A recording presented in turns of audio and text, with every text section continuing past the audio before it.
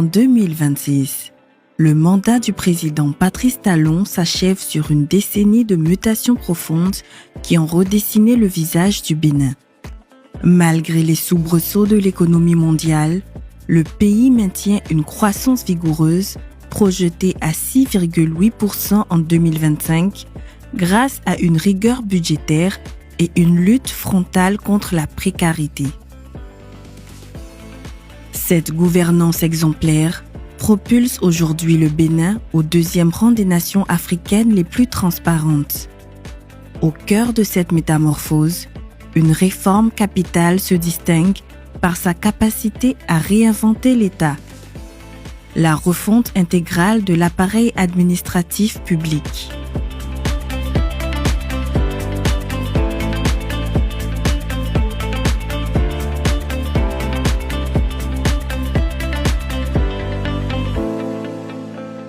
Autrefois, l'administration publique béninoise était caractérisée par une dispersion de ses services, souvent logés dans des locaux loués, entraînant des coûts de fonctionnement exorbitants et une efficacité amoindrie. Cette situation, héritée de décennies de pratiques peu orthodoxes, rendait difficile la coordination interministérielle et l'accès des citoyens aux différents services. En 2016, l'État était confronté à un défi majeur, l'optimisation de son cadre de travail. Avant l'avènement du président Patrice Talon, l'administration publique était dispersée dans plusieurs bâtiments loués par l'État, et ce qui faisait que l'État dépensait au moins 10 milliards de francs CFA par an pour ces différents baux. Les bâtiments dans lesquels nous étions avant sont des bâtiments qui datent quand même de très longtemps, avec un câblage défectueux, et donc chaque année les ressources de l'État sont mobilisées pour pouvoir quand même améliorer les conditions de travail sur ces lieux. Un vent nouveau souffle aujourd'hui sur l'administration béninoise, un vent de rationalisation, de modernisation et d'espoir. Le chemin parcouru est remarquable. La transformation est le fruit d'une volonté politique forte et d'une vision stratégique claire. Grâce aux réformes du programme d'action du gouvernement PAG 1 et PAG 2, le Bénin est passé d'un système fragmenté et coûteux à une approche structurée et centralisée. La cité ministérielle de Cotonou, achevée, est la première pierre angulaire de cette ambition. La cité ministérielle, c'est 10 bâtiments de type R+5, donc ça fait 6 niveaux par bâtiment. 2 ministères vont exploiter un bâtiment à raison de 3 niveaux par ministère.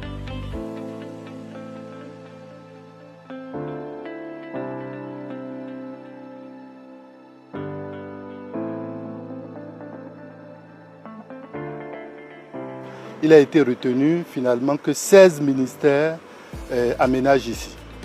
Donc vous avez 16 ministères, à l'exception du ministère de l'économie et des finances, le ministère du développement et de la coordination de l'action gouvernementale, le ministère de l'Intérieur, le ministère de la Défense et le ministère des Affaires étrangères.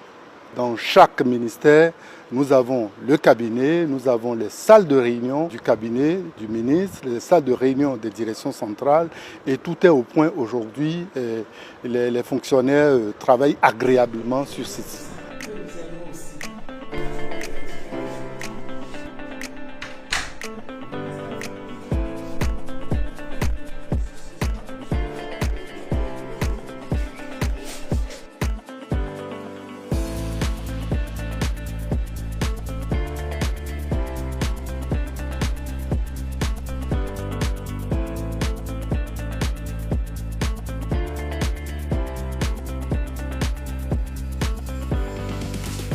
Depuis 2016, la plupart des projets qui sont conduits ont un volet aménagement paysager assez important parce qu'on s'est inscrit réellement dans la ligne du développement durable orienté l'homme. Et donc, en faisant ce choix également, c'est pour offrir le meilleur cadre de vie, les meilleures conditions de travail à nos fonctionnaires. Ceci devrait améliorer leur productivité. Nous avons le parking qui est également une première au Bénin. Vous avez un parking en hauteur, donc sur 3 niveaux, rez-de-chaussée plus 2. Ce parking nous permet de prendre environ 500 véhicules. Et le dernier niveau qui sert au food court, qui est un espace réellement qui permet donc d'offrir les commodités, le repas entre midi et 2 au personnel qui travaille ici. Les gens, ils apprécient d'être nommés. Et tous les mets ici d'ailleurs. Ça se passe très bien. On a souvent de l'affluence. Enfin, la première fois que j'ai mis ici, j'ai dit là, je me connais mon pays. J'étais tellement contente du beau, du cap. En termes de choix d'équipement, c'est les équipements moins consommateurs d'énergie qui ont été retenus. Vous verrez des ampoules LED de dernière génération, mais également avec des systèmes de fonctionnement qui permettent donc d'activer l'éclairage à la présence humaine. Et nous avons également un système de relais où toute l'énergie est soutenue. Quand il y a une coupure d'électricité ici, un groupe prend et toute la cité fonctionne. Et nous avons un système de maintenance, d'exploitation qui permet d'avoir l'interaction nécessaire avec les usagers, ce qui évite tout gaspillage. C'est au moins 10 milliards d'économies par an que l'État aura.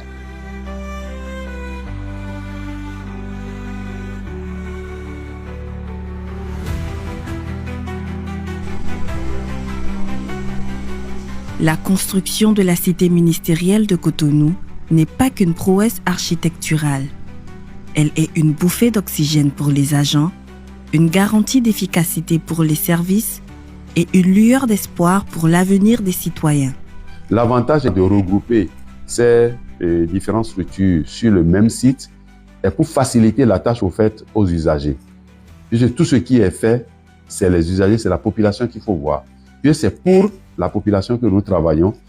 Quelqu'un qui a besoin d'un service d'un ministère, qui vient à la cité ministérielle, n'aura plus à se déplacer à plusieurs endroits avant d'avoir gain de cause. S'il finit avec tel ministère, s'il a besoin d'un autre ministère, il va dans ce ministère-là. Venir ici au niveau de la tour ministérielle, c'est donner un coup de pouce quand même à cette fonction d'agent de l'État, de fonctionnaire de l'État. Parce qu'on dit souvent que le fonctionnaire, on le caricature comme celui qui est dans un lieu délabré, mal entretenu, beaucoup de documents exposés. Cela ne valorise pas la fonction. Et donc, la première des choses, c'est déjà que ça vient valoriser sérieusement la fonction de l'agent, de fonctionnaire de l'État.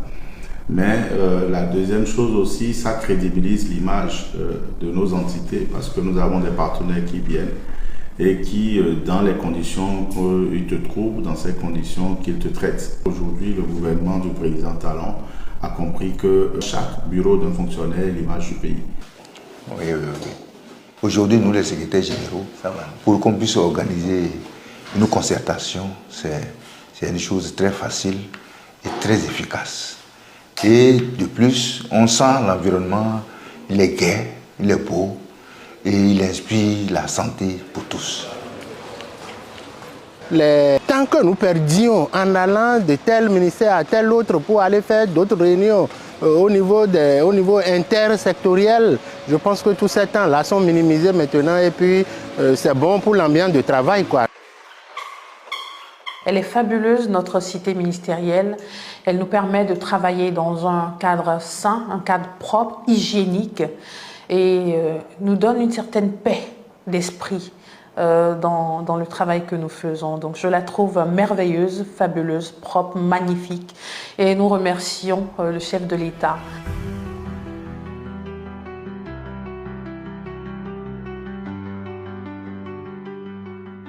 Déjà la semaine d'avant, j'étais venue pour faire des dépôts ici. Je me suis retrouvée à faire en 30 minutes une course que je devais faire en 2 semaines. Oui, parce que je suis venue pour 3 ministères. Et je suis revenue aujourd'hui tranquille. Je n'ai même pas encore fait 20 minutes, j'ai déjà fini avec 2 ministères. Et là, ça va vite et je suis contente. Dès que tu as besoin d'un document, tu vas d'un ministère à l'autre. Avant, c'était de passer presque dans tout Cotonou d'abord avant d'aller chercher les documents que nous voulons. Mais bon, aujourd'hui, maintenant, tu montes dans cet escalier ou bien tu vas à côté seulement et puis tu as déjà trouvé ce que tu veux. C'est comme si nous sommes à l'extérieur ici. Ce que nous, on voit dans les pays occidentaux, c'est ça que nous, maintenant, nous vivons chez nous ici. Donc, nous ne pouvons pas encourager le Bénin à évoluer plus que ça. Il y a quelques années, on ne peut pas imaginer regrouper tous les ministères, mais aujourd'hui, c'est une réalité et c'est une très bonne idée puisque ça facilite la tâche à plusieurs personnes. Même moi, j'ai eu ces difficultés-là par le passé où pour aller au ministère de la Santé, peut-être il faut aller à Kpakpa.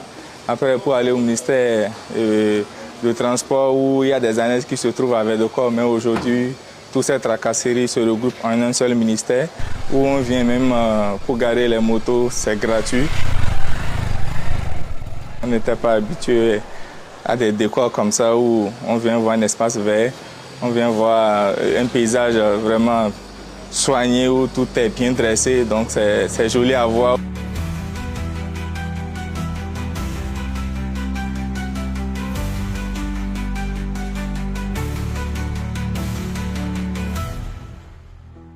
Ce que j'ai vu ici, c'est vraiment un niveau de développement très élevé en termes d'infrastructure. Quand on voit tous les ministères se réunir dans un même endroit, ça facilite le travail collaboratif et ça facilite également les difficultés que les usagers rencontraient quand il s'agissait d'aller se renseigner sur des dossiers. Tout se retrouve au même endroit. Je pense que c'est une initiative louable et formidable. Le cadre est beau et attrayant et cela aussi permet une synergie d'action, que ce soit sur le plan économique, sur le plan social, culturel et que sais-je encore.